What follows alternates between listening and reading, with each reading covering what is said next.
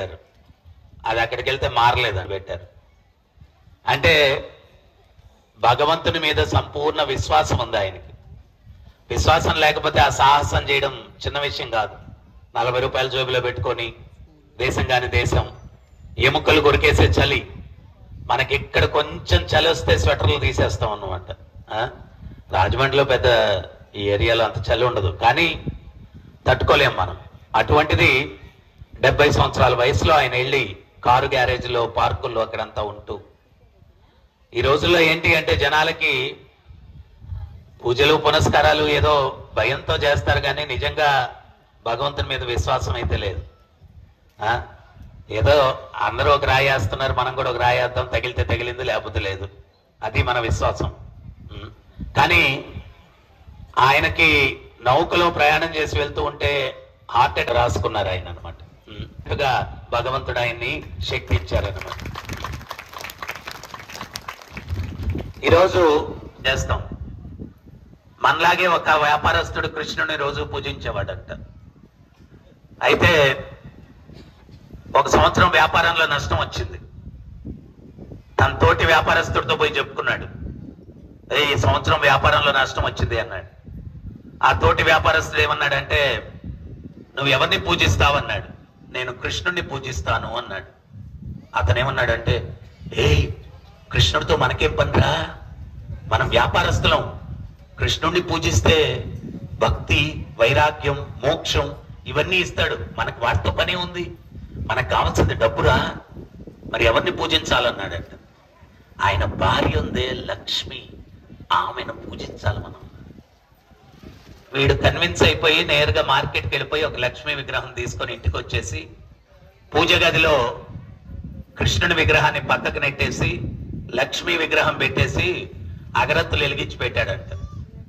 అయితే అగరత్తుల గాలివాటం, పొగ లక్ష్మీ విగ్రహం మీదకి వెళ్ళట్లేదు, కృష్ణుడి విగ్రహం మీదకి వెళ్తుంది.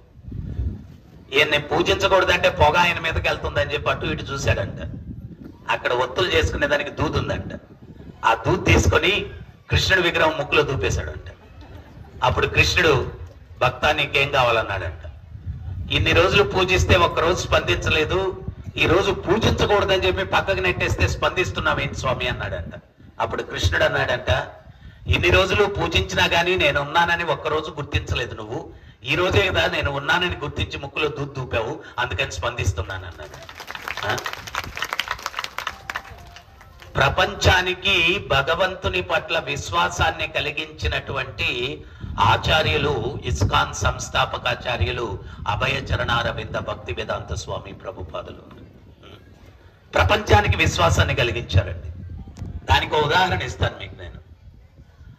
ప్రపంచంలో పాప్ సింగింగ్ అంటారు, మనకు పెద్ద ఐడియా ఉండదు. అంటే ఏదో పిచ్చి పిచ్చి పాటలు పాడుతూ ఉంటారు ఈ ఫారినర్స్, జుట్లు పెంచేసుకొని. ఆ పాప్ సింగింగ్ అన్నటువంటిది ప్రపంచంలో మొట్టమొదట స్టార్ట్ చేసిన వ్యక్తి జార్జ్ హారిసన్. ఆయన ఇస్కాన్ సంస్థాపకాచార్యులు స్వామి ప్రభుపాదుల వారు ఈ హరే కృష్ణ మంత్రం, ఆ మంత్రాన్ని ఆయన పాడుతూ ఉంటే విని ఈ పాప్ సింగింగ్ మానేసి ఆయన హరే కృష్ణ, కృష్ణుడి మీద కీర్తనలు పాడడం మొదలు పెట్టాడు. ఆయన ఒకప్పుడు ఎంత ఫేమస్ అంటే 50 సంవత్సరాల క్రిందట ఆయనకి ఎంత పొడుగు చుట్టూ ఉండేది. ఒక వెంట్రుక లాగి పాట పాడుతూ ఆ వెంట్రుక చూపిస్తే అప్పట్లో ₹1,00,000 కొనేవాళ్ళండి. 50 సంవత్సరాల కిందట వెంట్రుక, అంత ఫేమస్ ఆయన. ఆయన ఈ చెత్త పాటలు మానేసి ఓ మై స్వీట్ లార్డ్ అని చెప్పి కృష్ణుడి మీద ఒక చక్కటి ఆల్బం ఒకటి పాడాడు అనమాట. అది ప్రపంచమంతా చాలా ప్రఖ్యాతిగాంచింది. ప్రఖ్యాతిగాస్తే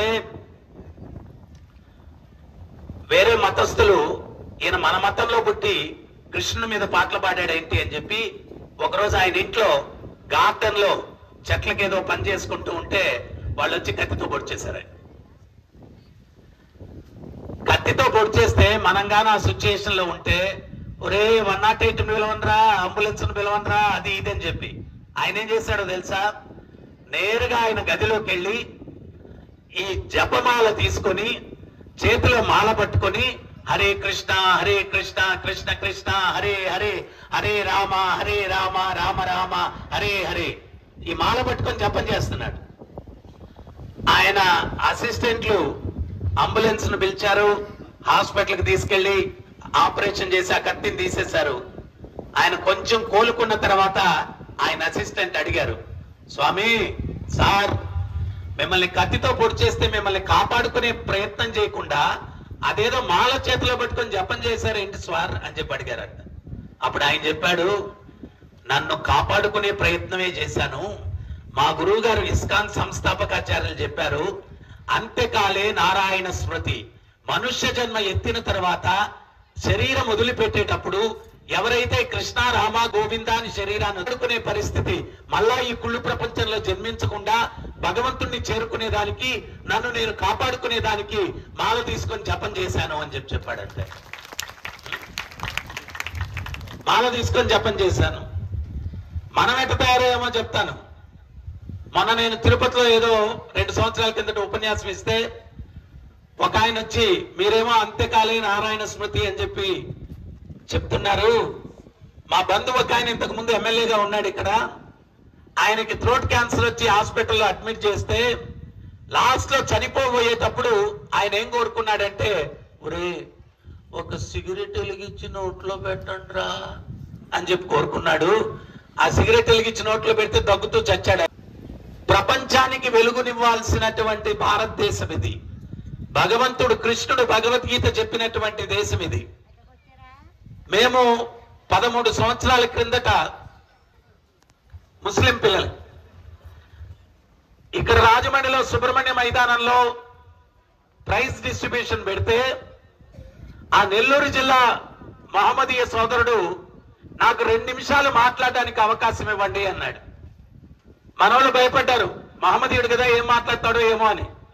విషయం నా దాకా వస్తే స్టేజ్ మీదకి పిలిచాను. ఆ పిల్లోడు మైక్ తీసుకొని ఏం మాట్లాడాడంటే, మా పెద్దలు చెప్పారు భగవద్గీత మన మతానికి సంబంధించింది కాదు, చదవకూడదని చెప్పారు. కానీ ఇస్కాన్ వాళ్ళు స్టేట్ ఫస్ట్ ప్రైజు 1,08,000 పెట్టారు.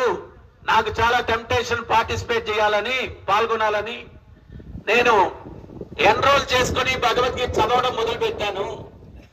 భగవద్గీత చదివితే నాకు అర్థమైంది మా పెద్దలు చెప్పిన మాట తప్పు అని చెప్పి అర్థమైంది. భగవద్గీత మొదటి నుంచి చివరి వరకు మతం అనే పదమే లేదు, ఇది మానవాళికి మార్గదర్శకం. భగవద్గీత చదివిన తర్వాత నాకు అర్థమైంది అని చెప్పాడు. భగవద్గీత చదివిన తర్వాత హింస లేనటువంటి జీవితాన్ని నేను గడపాలా అన్నటువంటి ప్రేరణ నాలో కలిగి మాంసాన్ని భుజించడం మానేశాను అన్నాడు. చర్చిలకు వెళ్ళేటప్పుడు బైబిల్ తీసుకుని వెళ్తారు, మసీదులకు వెళ్ళేటప్పుడు ఖురాన్ తీసుకుని వెళ్తారు. ఇన్ని హిందూ దేవాలయాలు ఉన్నాయి, ఒక్క వ్యక్తి భగవద్గీత తీసుకుని గుడికి వెళ్ళడం నేను చూడలేదు. అది జరిగిన రోజు ప్రపంచం అంతా శాంతిగా ఉంటుంది. ఈ భగవద్గీత అనేది మానవాళికి శాంతి సందేశం అని చెప్పి స్టేజ్ దిగేశాడు ఆ పిల్లోడు. అసలు మహాభారతం ఒక విషయం చెప్తుంది, ఆహార నిద్ర భయమైతు నంశ సమన్వవేతాం పశుభీ నరాణం ధర్మో హితేశో అధికో విశేషో ధర్మేణ హీన పశుహీ సమాన. ఆహారం భుజించడం, నిద్రించడం, కొట్లాడడం, సంపర్కం చేయడం, ఈ 4 ప్రక్రియలు మనిషి చేస్తాడు, జంతువు చేస్తుంది. మనిషి చేస్తాడు, జంతువు చేస్తుంది. మరి మనిషి ఎప్పుడు ఉన్నతుడవుతాడు? ధర్మో హితేశో అధికో విశేషో. ధర్మాన్ని ఎప్పుడైతే పాటిస్తాడో అప్పుడు మనిషి ఉన్నతుడవుతాడు. ధర్మేణ హీన పశుహీ సమాన. ధర్మాన్ని పాటించకపోతే మనిషి జంతువుతో సమానం. వాటికి మనకు వ్యత్యాసం ఏంటంటే, వాటికి 4 కాళ్ళు ఉంటాయి, మనకు 2 కాళ్ళు ఉంటాయి. చైతన్యం ఒకే రకంగా ఉంది. మోక్షం గురించి తర్వాత విషయం. ఈ రోజు సమాజంలో సమస్యలన్నీ ఏంటి అంటే, వ్యక్తుల మధ్యలో సంబంధ బాంధవ్యాలు, రిలేషన్షిప్స్ బాగాలేవు. మనిషికి కావాల్సిందేంటి? ప్రశాంతమైన జీవితం, ప్రేమ కావాల. అత్తను చూస్తే కోడలు, కోడలు చూస్తే అత్త, కొడుకుని చూస్తే తండ్రి, తండ్రిని చూస్తే కొడుకు, ముఖాలు కూడా చూసుకోలేరు. పరిస్థితి అట్టుంది. ఒకే ఇంట్లో ఉంటారు. మళ్ళా ఎంత నరకం!